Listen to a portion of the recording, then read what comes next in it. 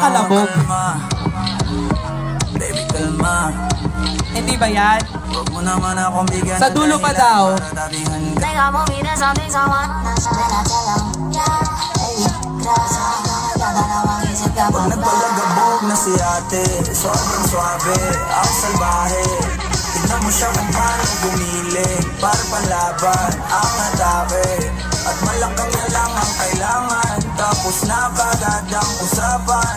Man, I wanna see her booty, go left cheek, right cheek. I wanna see her booty, booty, laila.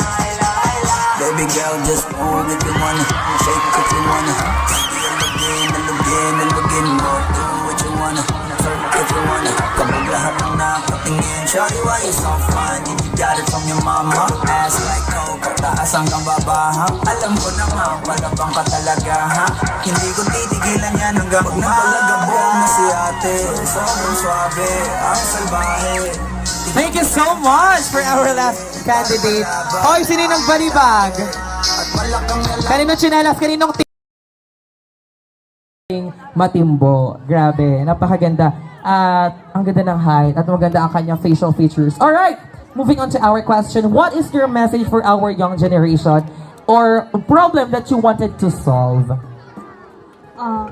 Isa po sa mga problema sa ibang kabataan, ang baliw sa pag-ibig kaysa mahalin ang sarili. Dahil marami po sa kabataan at hindi lamang po kundi sa lahat ng tao ay mas minamahal pa nila ang taong walang pakialam sa kanila. Kaya ang mapapayo ko lang po is mas mahalin mo ang sarili mo kaysa sa hindi ka mahal.